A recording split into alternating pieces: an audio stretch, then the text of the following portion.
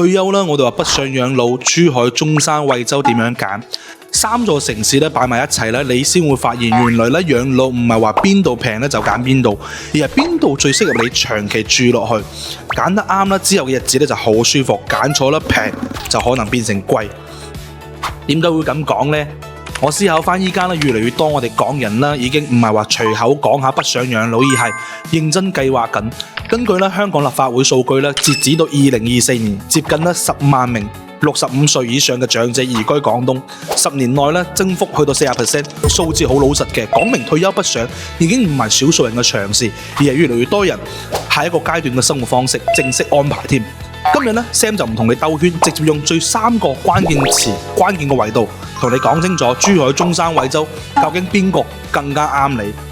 喺呢度咧，我會先講下我哋嘅樓價啦，因為退休之後買樓咧唔係話只係買一個住處，仲係買未來幾十年嘅生活壓力。珠海咧2026年嘅均價啦，大概咧就係2.5萬一平方。主城區嘅香洲要去到3萬蚊以上，斗門金灣啦，大概就1.2萬到2萬，100平嘅單位嚟為例，預算咧大約就170萬到。珠海嘅優點係城市面貌成熟，環境配套、生活方式都對於我哋港人比較友好，住落去咧會有一種連接得上嘅感覺，但係代價亦都好直接，就係個門檻啦係最高嘅。而中山均價咧大概13000一平，火炬咧就大概15000，外圍嘅正區咧就去到8000到1萬。100平嘅單位為例咧，就大概130萬到。喺中山唔算最平，但係勝在幾樣嘢都均衡，預算壓力咧就冇出去咁重，配套咧又唔會話差得太遠，住得屬於穩陣，個心又唔會話太緊嗰種。而惠州均價咧就大概1萬蚊一平，惠陽啦、大亞灣啦就去到8000幾蚊到12000蚊到，100平方咧大概就100萬到。單講性價比，惠州的確幾吸引，所以樓價排序咧都好清晰。惠州最大，中山居中，但係珠海係最貴。但真正重點係唔係話揀邊個平，而係你想用幾多預算換幾多安穩。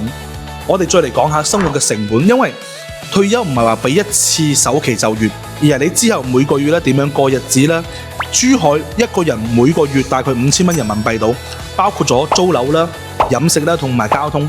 優點係生活質感啦會更加舒服，環境消費啦、日常配套啦，成個城市嘅整潔程度會成熟，適應起身咧會更加順手。但係相對嚟講咧，佢每個月嘅開支自然就會高一大截。喺中山一個人每個月咧大概咧3000蚊到4000蚊人民幣，整體會輕鬆啲。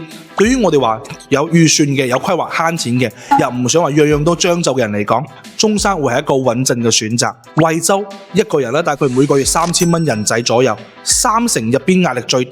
根據信報報道啦，我哋話港人喺大灣區退休，每個月咧約6000蚊到1萬蚊港紙，基本係夠使噶啦。如果本身有樓，開支仲可以最低。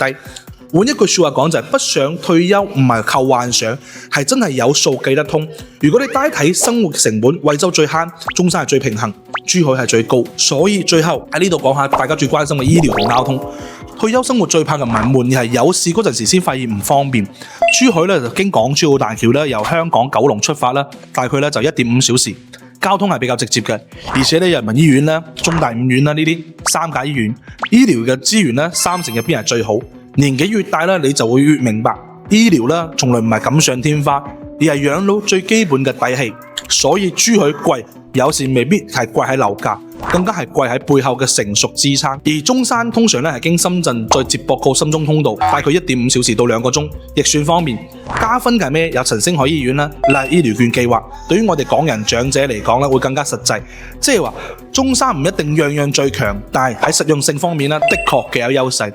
而惠州就要經連同口岸啦，去到惠陽，大概咧就係1個鐘左右，過關係最方便，返香港都輕鬆。對於咧仲想保留住香港圈子嘅，時不時返去見下屋企人或者係覆診嘅人嚟講咧，呢個距離優勢係好明顯。但係問題係惠州嘅醫療資源咧相對弱啲，短住咧未必會覺得，但係長期養老咧就唔可以忽略呢一個關鍵點啦。所以講到尾咧，其實3座城市入邊咧冇絕對嘅好與壞，只有適唔適合你自己。